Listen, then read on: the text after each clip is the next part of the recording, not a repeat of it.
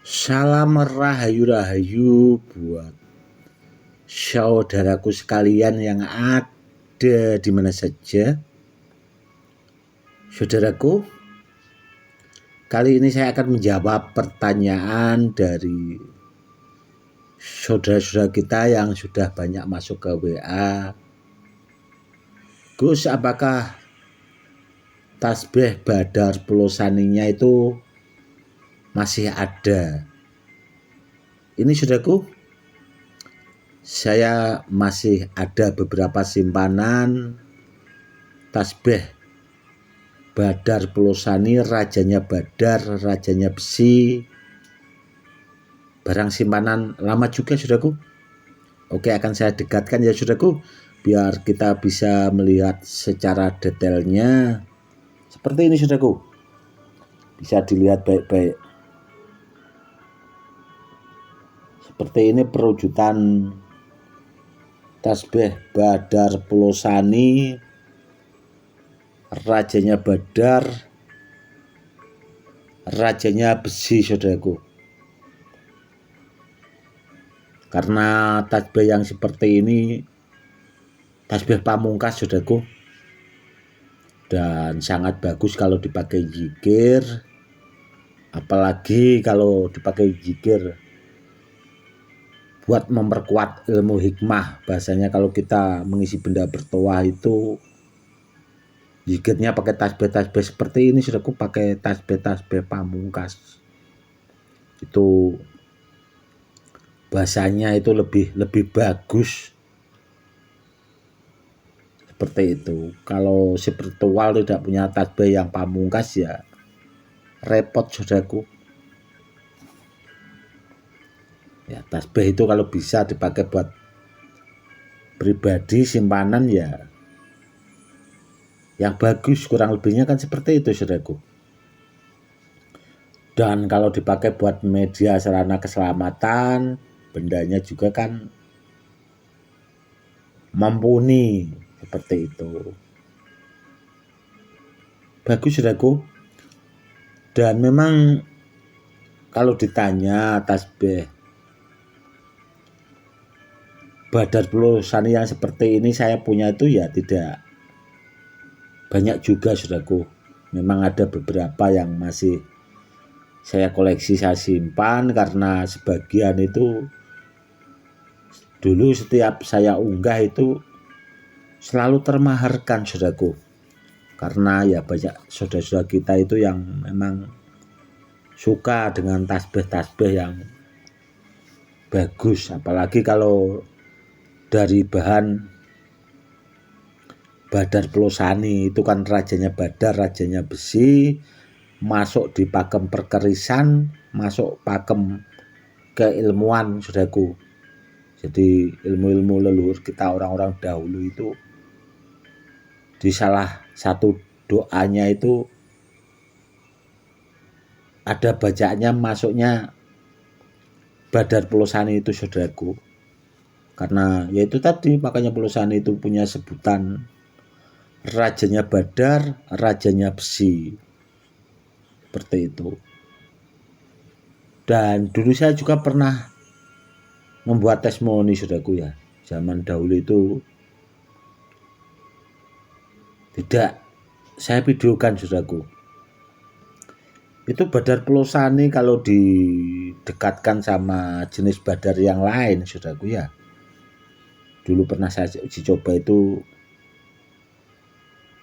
Badar Biselonata saudaraku, itu memang bisa anti tembak. Namun setelah saya sandingkan dengan Badar Pulosani itu, saya testimoni lagi itu jebol saudaraku. Itu dulu pernah.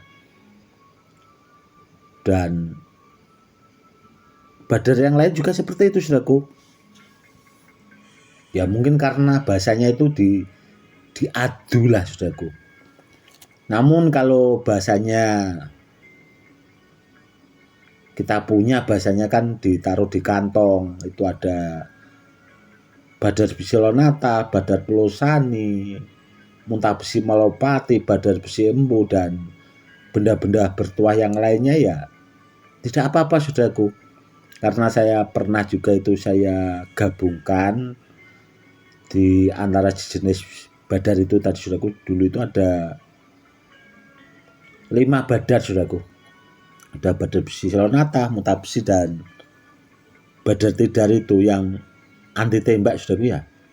Itu memang saya gabungan, saya taruh di satu gelas saudaraku. Itu pernah saya testimoni, saya tembak itu sampai 10 kali lebih saudaraku. Gelasnya tidak apa-apa. Dia semakin bagus saudaraku ternyata kalau digabungkan itu.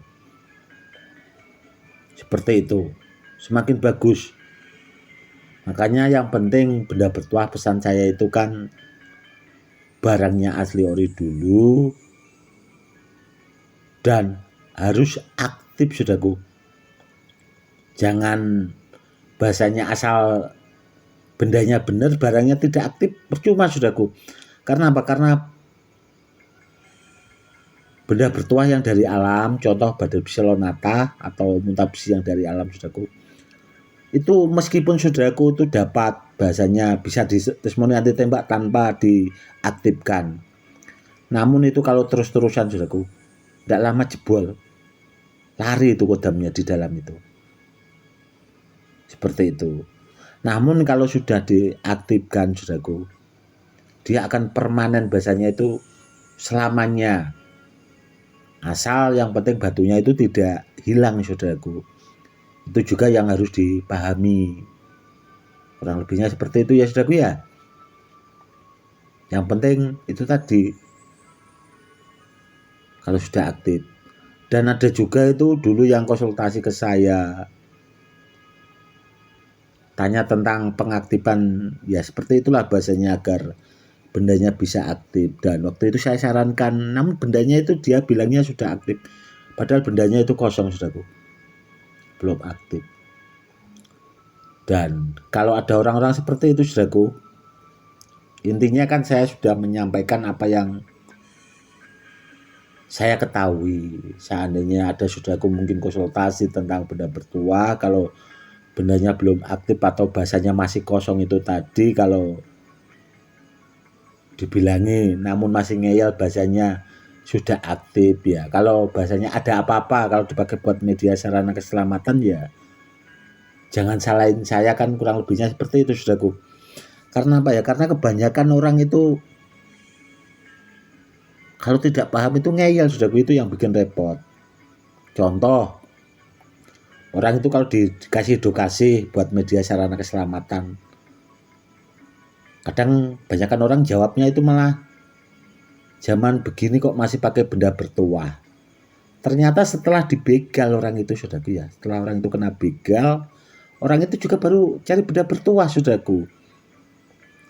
Dan sebenarnya kalau saya pikir-pikir ulang lagi saudaraku, ternyata begal itu ada baiknya saudaraku. Baiknya apa ya? Itu tadi bisa merubah orang itu agar orang itu cari sarana buat media sarana keselamatan.